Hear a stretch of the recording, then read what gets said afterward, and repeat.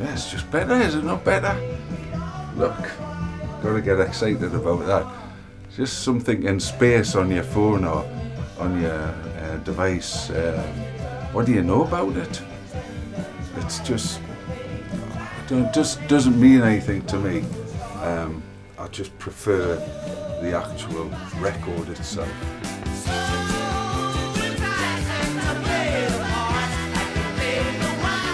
Are you pleased that's the weekend? It's great. Friday, week's done. Alright. Go to the match. Done it all my life. Right, so could you tell us who you are and what you do and what your connection is to Stay Free? Well, I guess I'm the owner, company director, chief executive, record cleaner, floor sweeper and everything else. So for the viewers at home who don't really know about the format, what is a vinyl record and how would you describe it?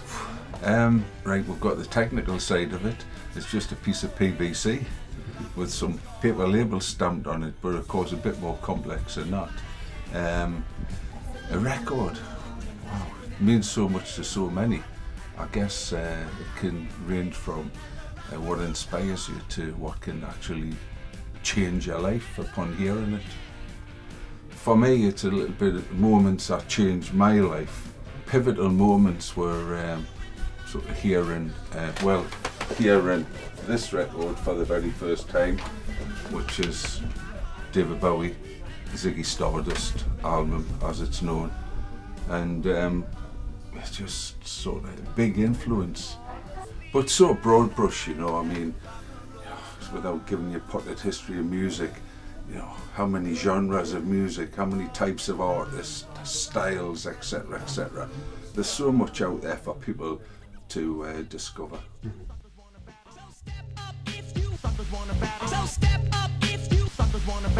Here we go again. So for the camera, could you tell us your name and what you do? My name's Glenn. I run a record label. I've DJ'd for years. I collect records and I buy and sell them a bit as well. So what sort of music are you into? I'm passionate about reggae and UK dub sounds and bass music in general. I was always interested and fascinated by DJs, and DJs when I was younger always had turntables, and they were doing things with turntables that probably my parents' generation wouldn't have liked. Spinning back records, scratching. I was fascinated with scratching. The idea of like turntablism, and so when I was 14 I bought my first set of turntables and spent pocket money in HMV on buying hip-hop records. So when you were pressing your singles there, was there like a certain emotion you had compared to like using a CD? Was it like a joyous thing, like owning your very own music on record? It was daunting and exciting, especially like whenever you get a new record that's not been played, it's got a certain smell, and you know, you pull it out the sleeve and it's an experience and an anticipation as it runs into the first track.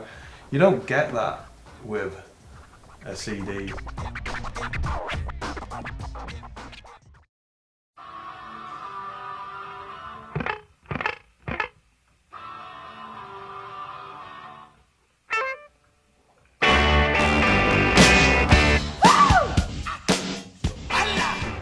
The human element there, do you think that's something that big brands such as HMV, conglomerate stores miss out on quite a lot? I guess so. Some good people in those shops though, you know. I know record shops that closed down in Newcastle. Those people maybe had to go and do a retail job somewhere. But I do see it very much as a process. Walk in, look through the rack, maybe ask someone if they've got it, if it's not on the shelf, it's not there type thing. Maybe check the system and tell them to order online. That's not exactly what a record shop should be about. My view is you need a form of communication, but also knowledge and a whole lot more wrapped around, you know. So what do you think that vinyl records have? Like, why do you think they've returned to the mainstream eye so prevalently? Like, why has it become so popular in recent years?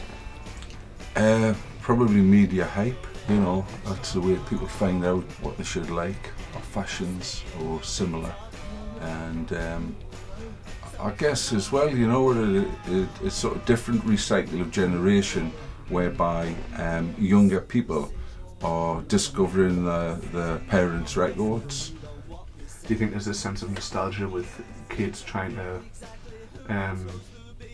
re-emulate what their parents had in their childhoods, maybe connect on a different level with them like that? Well, maybe it's the instead of the download, it's the touch, the feel, the cover, the lyrics, the detail on there.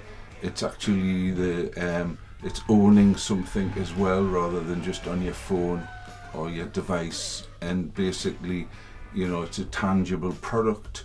And I think a lot of people want these type of things around them, you know. It must be in the psyche of people to sort of feel good and warm and comfortable, and records is a good way of doing it.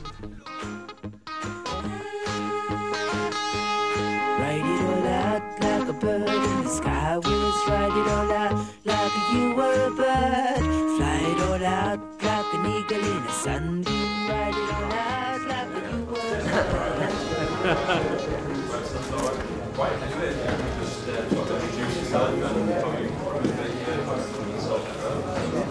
My name's Archie Turner, and I've been collecting records since I was 8. And yeah, I help out at the record shop in town, and then I've got my own stuff now, so yeah.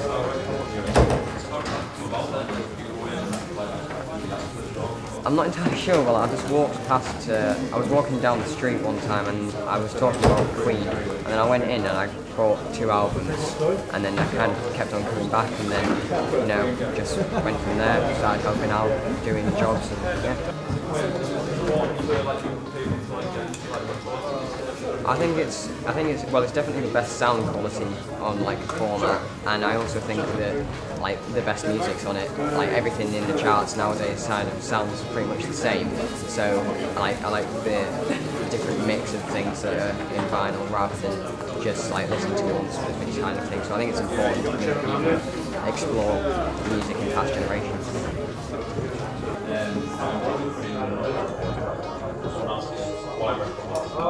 I like the covers, but to start off with, I like all the I like it when it's gatefold and you can have a look at all the things.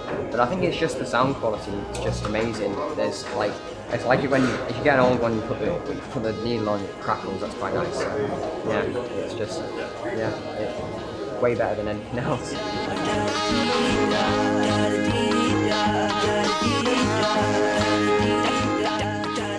So Tony, if you don't mind, could you show us around your turntable and the setup you have and Stay Free? Aye, no problem. I mean, I had a thought when I was getting things together for the place, basically, you know, get some good quality sound, and that'll help you.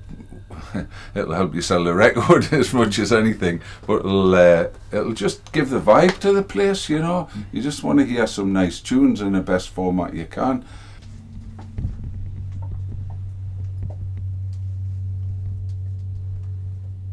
Place gently. Because of this type of deck, it allows you to do that.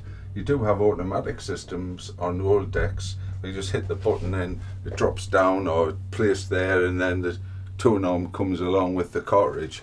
But for the sake of the techniques, make sure it's on the right speed as well, of course, otherwise it'll sound like Pinky and Perky, if anyone can remember Pinky and Perky. And just set the record away. What a wonderful way to start the second half of the rise and fall of Ziggy Stardust. Allegedly a song about Mark Bolan that David Bowie wrote.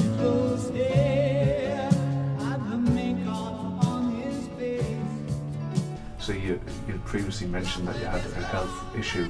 Did you receive any support from record collectors? People in general, and I'll speak in general, I couldn't for a moment start naming names in terms of it would be unfair for the people I missed out. But people have been very supportive. it was a major health situation I had, and it was heartwarming to think that people cared and cared what I did and cared about me type thing. But the thing I gave them back was opening my door again, and you know, I've got this little things, Stay Free Records, selling music to the people of the world, not just Newcastle.